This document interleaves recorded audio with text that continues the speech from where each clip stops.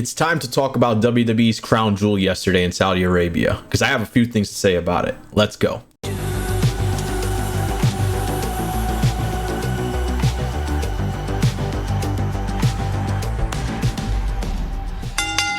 Yo, what's going on, everybody? It's JLD, and we're back at it again with another wrestling video for you guys. Yesterday, WWE Crown Jewel was in Riyadh, Saudi Arabia, and it was their 10th PLE over at the country. It made over $50 million, which is more than some WrestleManias, which is absolutely wild. Yesterday's show consisted of 8 matches, 7 on the main card and 1 kickoff show, and it ranged from about 12 p.m. Eastern for the kickoff over to about 4:30 Eastern when the main event finished. 4.5 hours is crazy. I don't know how us content creators do this, or just wrestling fans watch these shows. We spend so much time on the TV because of these shows. So today I'm going to be talking about my feedback on each of those matches. I'm going to be going over these matches in the order that they happen, and just keep in mind these are spoilers, so if you have not watched Crown Jewel, make sure you leave this video and go ahead and watch it.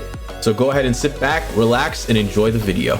First up, we have Sami Zayn versus JD McDonough in the kickoff show, and I'm gonna be honest, I didn't even get to watch the full match because I was heading home from the gym and getting ready to watch the main show. But from what I heard, Sami Zayn really popped off in the kickoff show and the audience was loving it, and Jesus Christ, this freaking red mark on JD. But at the end of it all, Sami Zayn ended up getting the win, starting off Crown Jewel in a really good spot. To start off the main show, we had Seth Rollins versus Drew McIntyre for the World Heavyweight Championship, and I will say this match definitely stole the show. Great performance by the two of them, from curb stomp to claymore kick to curb stomp to pedigree to curb stomp. It was a fantastic match with both participants doing one hell of a job. And then of course, after Seth Rollins wins his match, Damian Priest comes down with the briefcase to attempt to cash in Money in the Bank. And personally, I didn't even know if he was going to, if it was going to be official, if this was it. Damian's going to be world champion.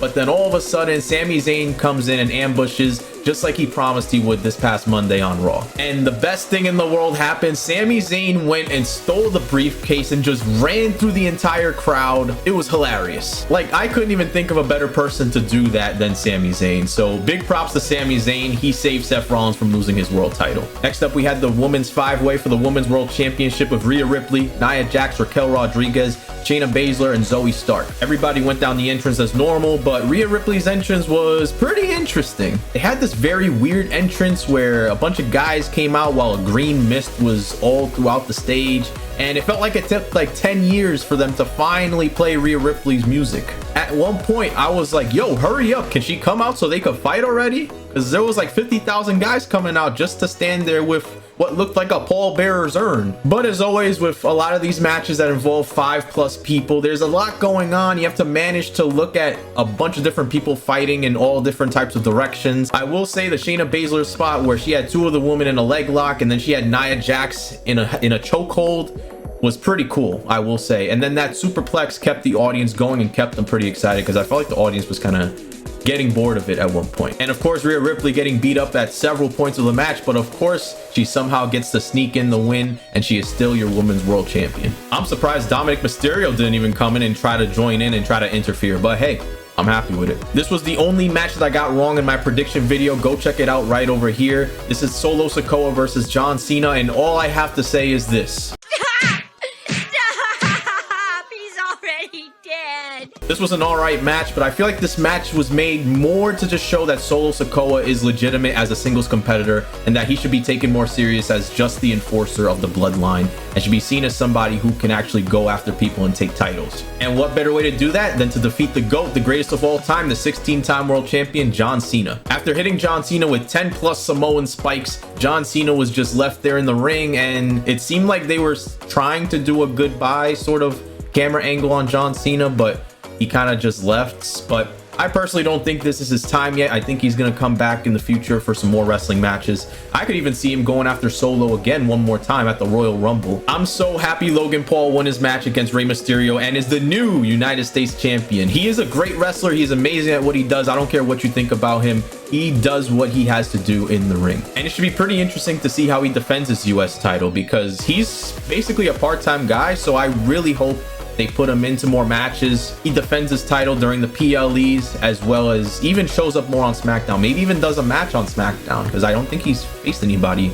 on the weekly show. Also, the wrestling community is giving Logan Paul very high praise for what could have been a very serious career-ending injury with Rey Mysterio. When Rey Mysterio went for a moonsault, Logan Paul somehow was able to catch Rey Mysterio just on time, because if Logan Paul wasn't at that moment, Rey Mysterio could have been paralyzed, because his moonsault could have had him breaking his neck. And stuff like that literally could lead to paralysis. That's how serious it could have been. So big props to Logan Paul for doing what he had to do during his match tonight. And congrats again on the US title. The one thing I didn't really understand was, why did Logan Paul's boy show up with brass knuckles if Logan Paul at the end of it had brass knuckles anyway, whether it be in his tights or on his wrist guard?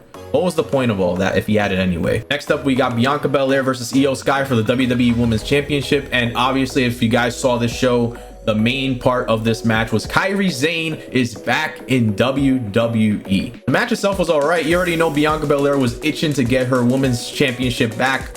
But of course, somebody had to interfere, and Kairi Sane came to save the day.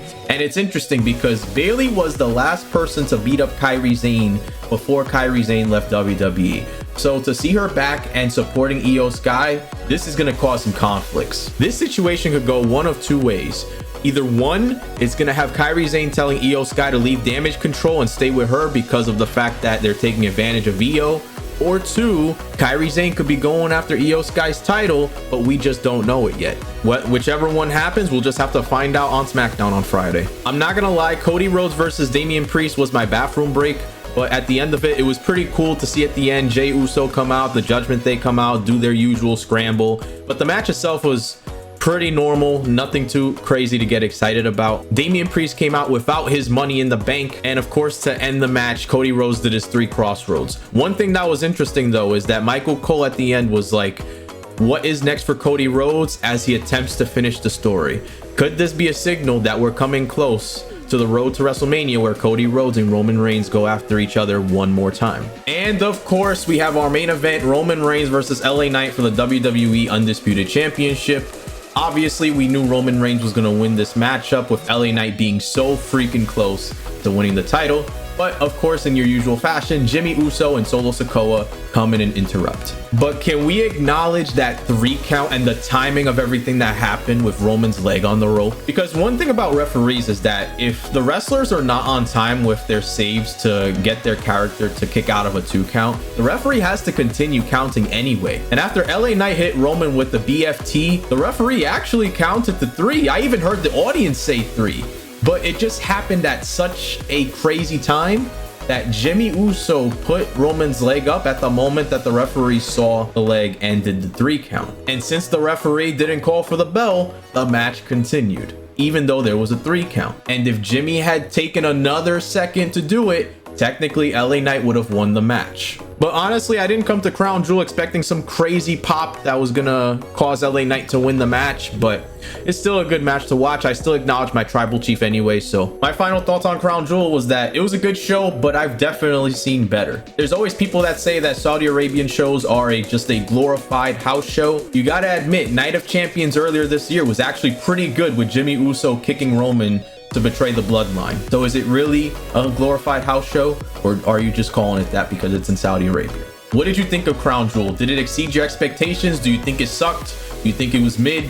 Let me know your comments down below. And if you made it to the end of the video, I appreciate you very much. If you liked what you saw, make sure you give it a like, and make sure you subscribe to the channel and turn on notifications so that way you see some of the best pro wrestling content out there. Take care, guys, and I will see you guys in the next video. Peace out.